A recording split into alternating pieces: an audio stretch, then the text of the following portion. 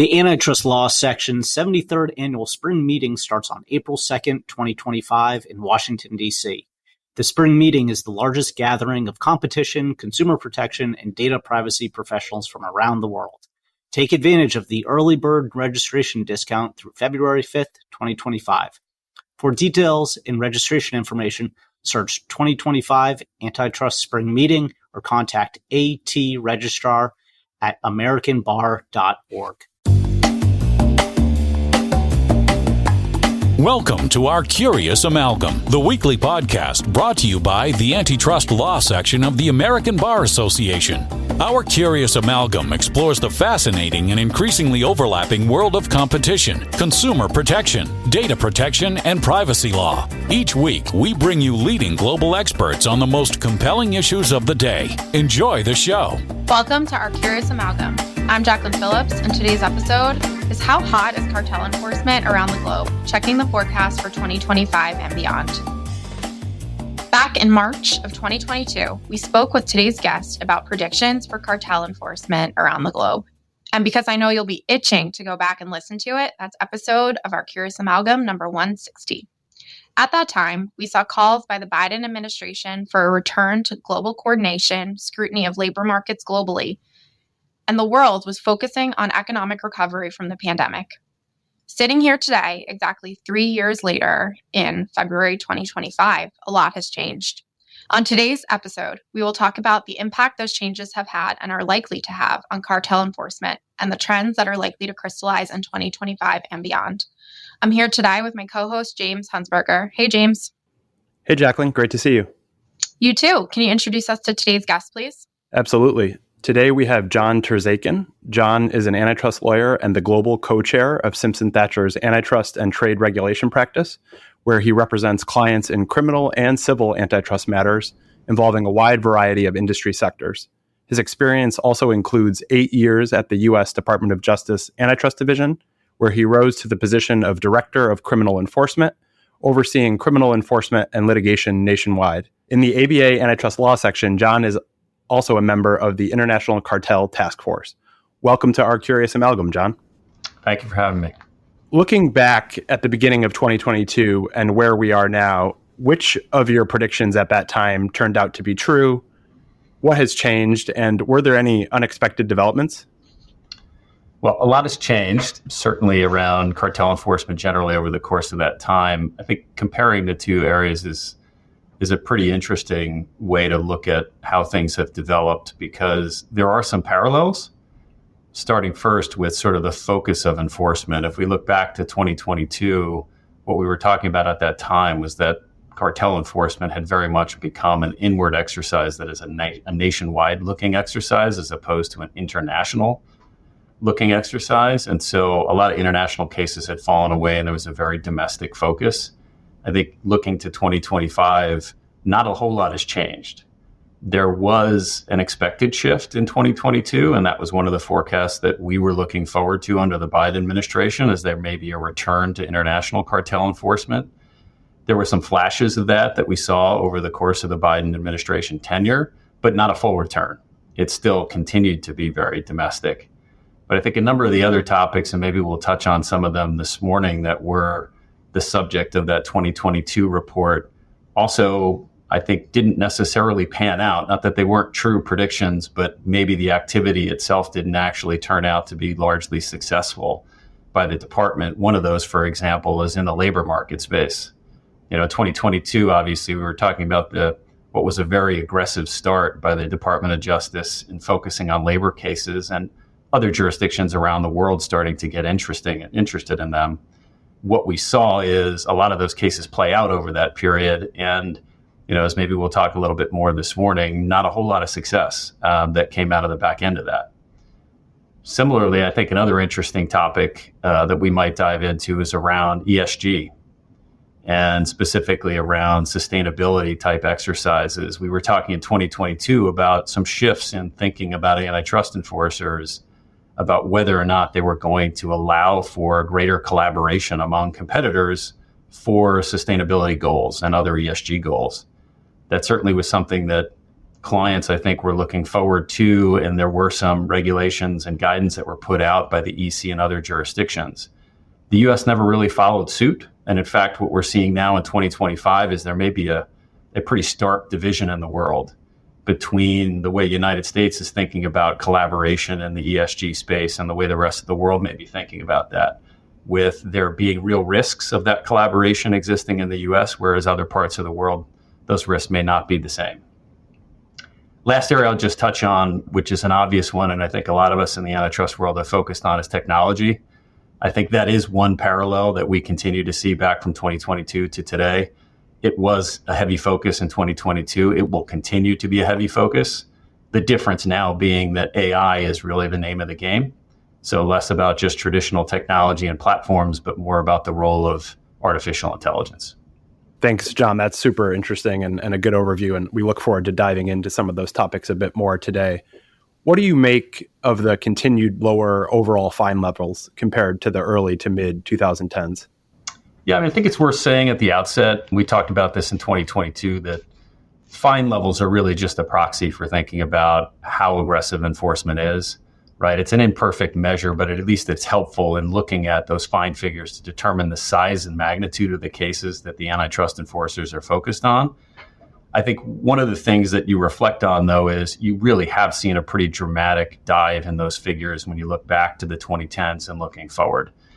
And what accounts for that? I think what accounted for that, frankly, in 2022 is still what accounts for the lowering of those fines today, which is the very domestic focus of antitrust enforcement. By definition, when you're looking at domestic cases, it tends to be smaller cases in terms of dollar value. That is the volume of commerce that's actually affected by the conduct, which makes for smaller fine figures if the cases are successful. Second big factor is, again, I mentioned this a little bit in response to your first question about what's changed. We look at things like the labor market cases and other things that have really predominated a lot of the activity over the course of the last handful of years.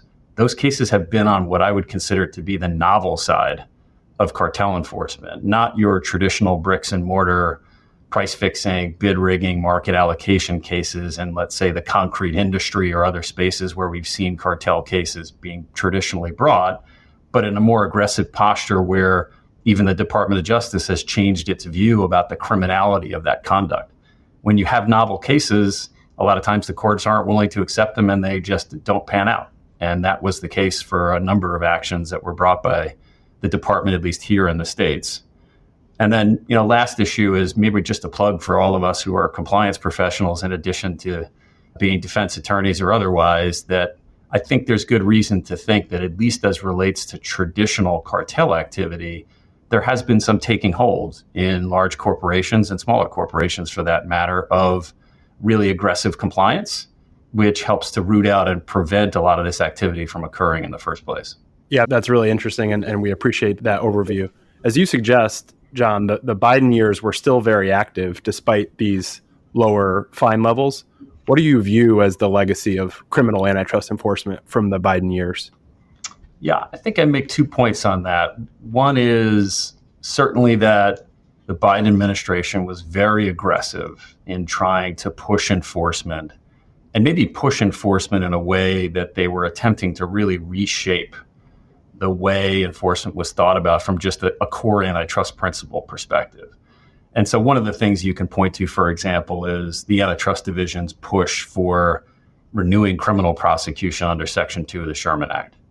Right? That's something that really the authorities hadn't thought about in many, many years, and something that the Biden administration brought back really as another way to be aggressive in looking at ways that potential anti-competitive conduct could impact markets.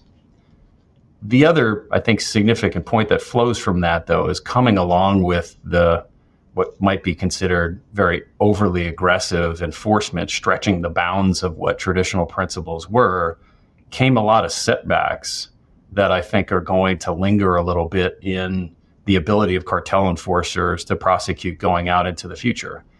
And a couple of things we can point to there are in the labor cases, for example. There were some rulings that came out of the DeVita and Patel prosecutions where ultimately the courts found that there may be a sort of modified intent requirement, if I can put it that way, that would apply in the context of application of the per se rule.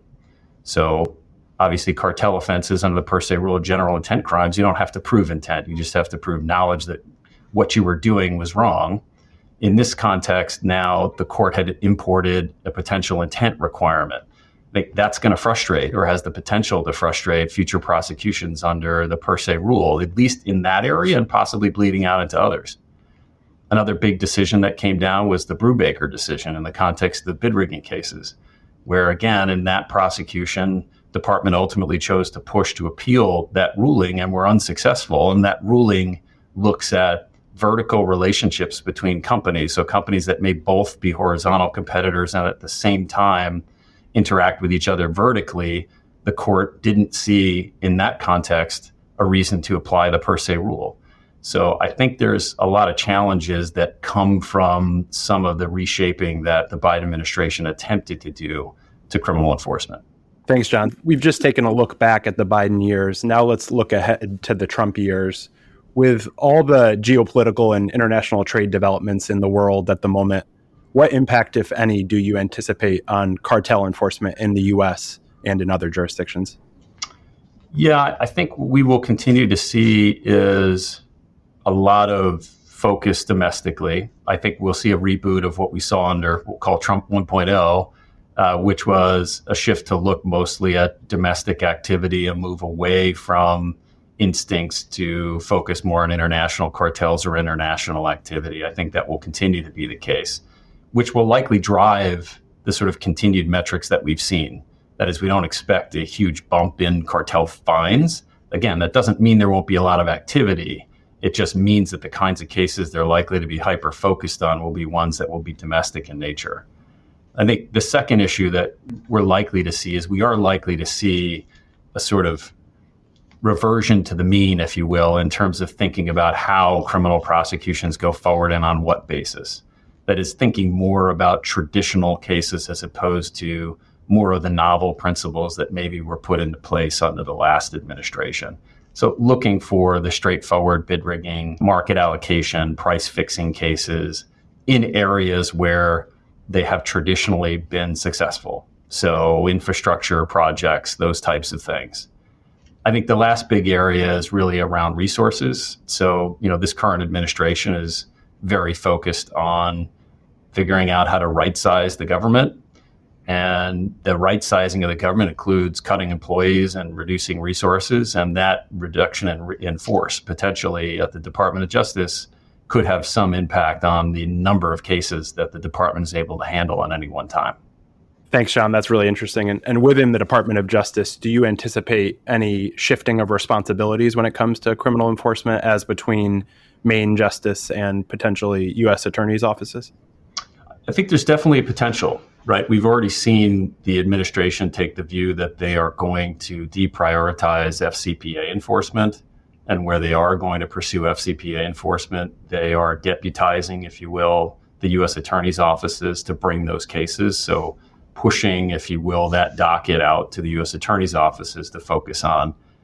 If the government continues in the antitrust space to continue to look for ways to prioritize areas other than criminal enforcement and or has a reduction in force that means that they have to choose between, let's say, pursuing technology cases in the civil area or pursuing criminal enforcement, it's possible you could see some form of this deputization being used in the criminal area on particularly bid rigging cases in local jurisdictions and have the U.S. attorney's offices really take more primary responsibility for those.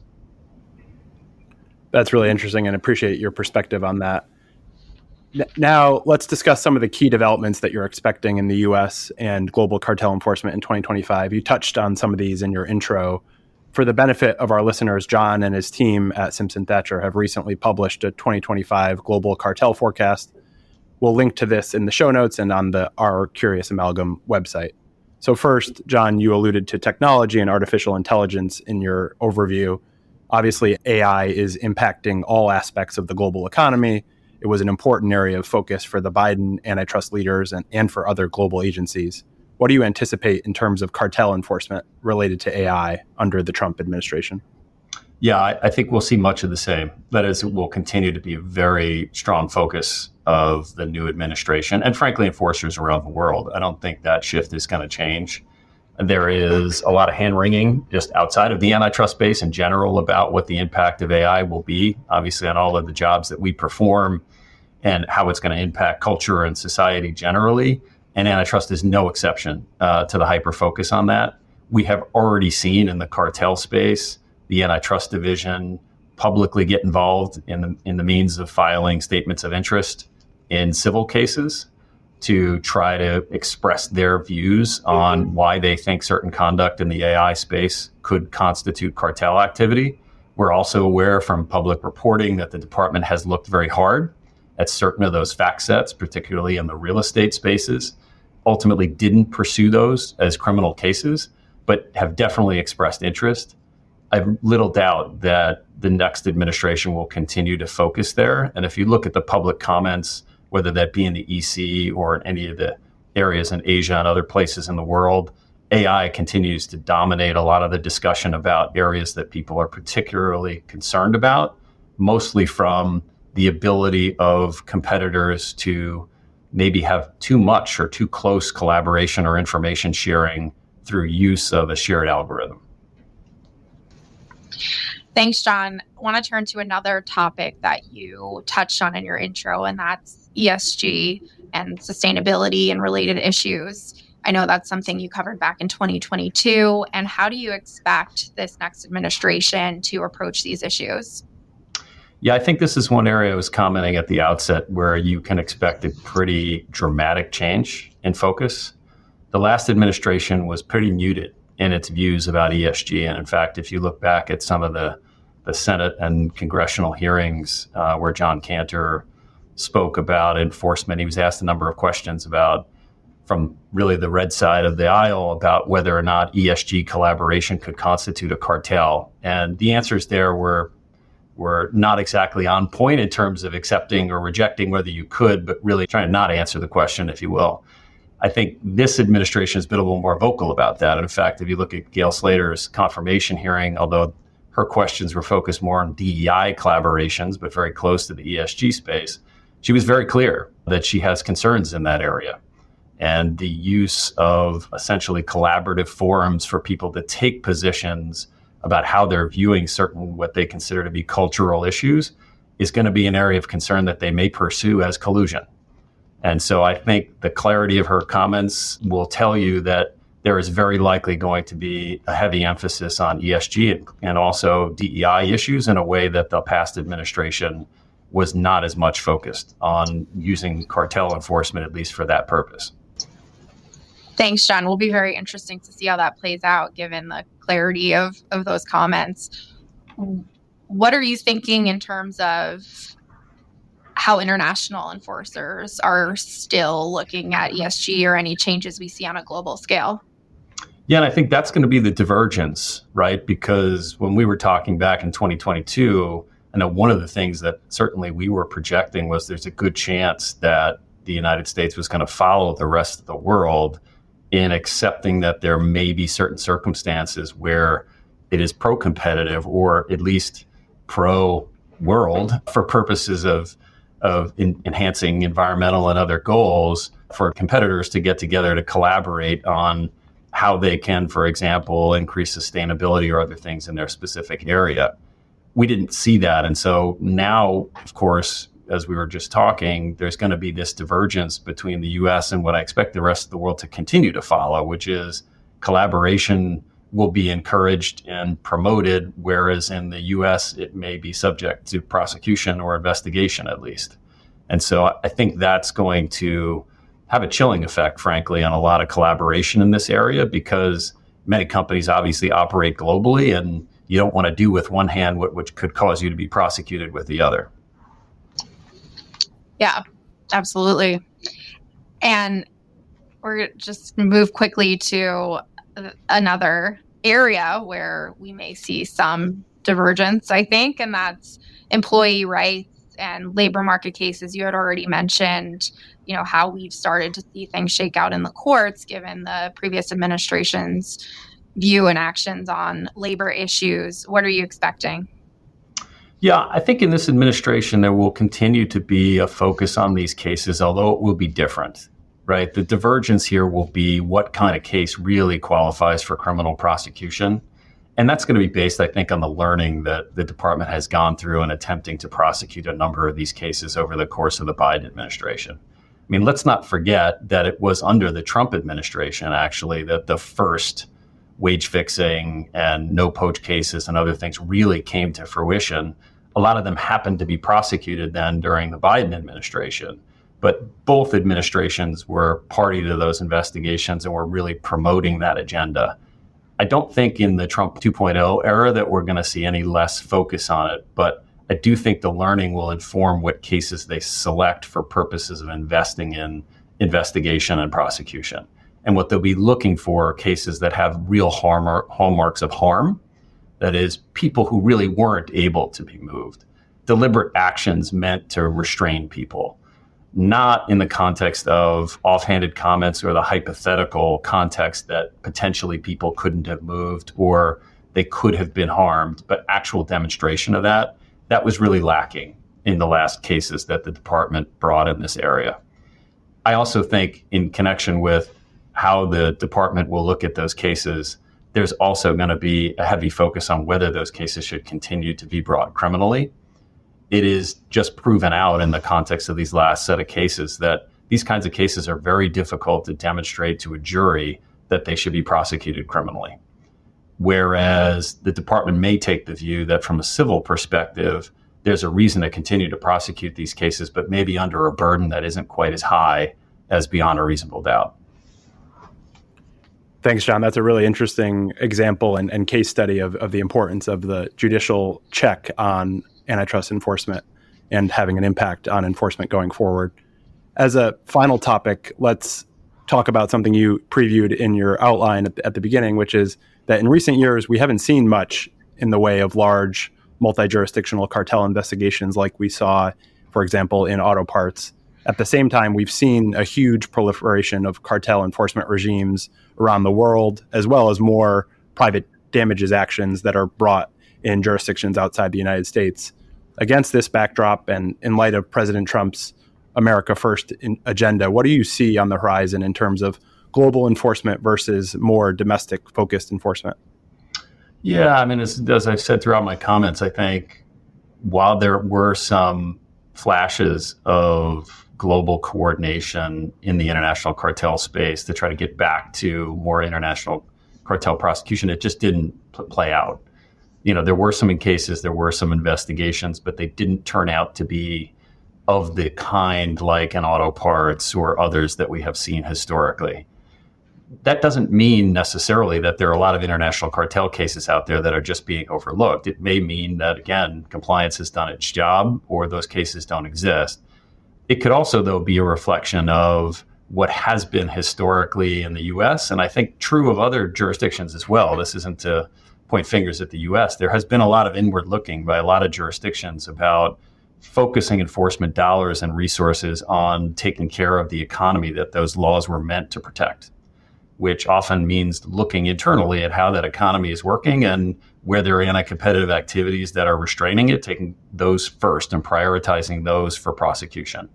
I think that will continue to be the focus, certainly through this next administration of the U.S. And based on the geopolitical developments elsewhere, expect that likely will be the case elsewhere as well. In terms of thinking about also what will influence some of that prioritization as well, there are some big, in the U.S. and in other jurisdictions, there will be similar ones, but some big events that are very domestically focused. I mean, we think of the 2026 FIFA World Cup, for example, in the United States, the 2028 Olympics in Los Angeles. If we look historically at where the department prioritizes a lot of resources for purposes of focusing investigations, trying to save domestic dollars, it's around big infrastructure projects like that. So you can expect a lot of bidding, public bidding, other things going on in order to support those events. You can be sure the antitrust authorities are going to want to make sure that money is spent wisely And that means antitrust enforcement will be part of that effort. Thanks, John. This has been a really interesting and timely discussion. Thank you very much for joining us today to share your insights. To wrap up, for our listeners, what would you view as the top 3 takeaways for businesses and practitioners that are considering how best to navigate the current world of U.S. and global cartel enforcement? Yeah, I think I'll make 3 points on this. One, I wouldn't overlook antitrust enforcement. Just because you see a dip in enforcement figures doesn't mean there isn't aggressive antitrust enforcement. As we talked about, if you look back at the figures, the antitrust division isn't doing any less cases than it has done in the past. That is, they're investigating, they're prosecuting. It's just the size of those cases are different. For any company that's out there, you need to be doing your compliance and thinking about how antitrust fits into the risk factors that your board and employees consider. Because what you don't want to do is wind up on the other end of a cartel prosecution. They are costly, lengthy, and they disrupt business. Second, I think the message from a lot of our discussion is about there is going to be a focus on domestic enforcement. So in terms of how companies think about spending their compliance dollars, thinking about bidding processes, procurement processes, looking locally at your sales force to make sure they're appropriately trained, are all things that you might think about from a prioritization of dollars perspective internally from compliance. And then last factor is anybody who's in the technology space and or any companies that, which are probably most, who are expecting to use technology or AI to upgrade their business, they ought to be thinking about how that intersects with antitrust concerns and should be thinking about talking to their antitrust lawyer or other professionals about what the antitrust risks are at taking on new products and opening up new avenues of business through platforms and otherwise, because that area will continue to be hot under the microscope. All right, John. Well, thank you very much. This gives us all a lot to think about and a lot of good insights as our listeners are thinking through what the years to come might look like and what the trends might be. So before we let you go, we need to do this again. So you need to be creative and think of something that you didn't already tell us in 2022 that we wouldn't know about you if we only knew you in a professional setting. Yes, I think in 2022, I talked about the fact that in college I was a swimmer and probably do less of that today than I should. But that's what I shared at that time. I think the other thing is I do spend quite a bit of time focusing on volunteer work in the community. And one of the areas that I'm volunteering is at our local fire department. And so participating in the community and volunteer activities is a big part of my, if you will, pastime outside of my real job. Well, that is a great activity. And thank you for doing that for your community. And I both have 2 boys, and you would be their favorite person if you showed up in your firefighter costume. Yes, indeed. I actually had a son, as a side note, who is fine now, but was in one of the children's hospitals, and the local fire department came and visited him, and it was amazing, and my boys loved it, and so important to do these types of things. So it's really awesome. All right, we'll ask you one more fun fact because we need to know a lot about you, John, having been a repeat guest on our Curious Amalgam. How would you spend the perfect weekend? How would I spend the perfect weekend? Probably taking a long hike in the Shenandoah. Very nice. Big into the hiking aspect of things, and there's some great spots in Virginia, particularly along the Shenandoah, where you can get away and not think of a whole lot and just focus on nature and the path before you, which is a pretty good way to spend your time.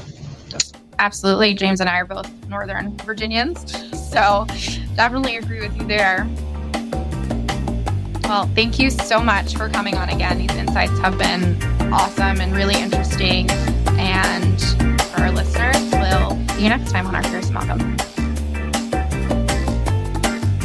Thank you for listening to this week's episode of our Curious Amalgam, a competition, consumer protection, data protection, and privacy law podcast. It is produced and shared around the globe by ABA's Antitrust Law Section. The opinions expressed by the participants in this podcast are their own and do not necessarily represent their employer or other organizations. If you like what you heard or would like to become a member of the American Bar Association, please check out what the Antitrust section has to offer at ambar.org/antitrust. You can learn more about our podcast at ourcuriousamalgam.com. If you have comments, suggestions, or podcast ideas, please reach out to us at podcast@ourcuriousamalgam.com. Until next time, thank you for listening.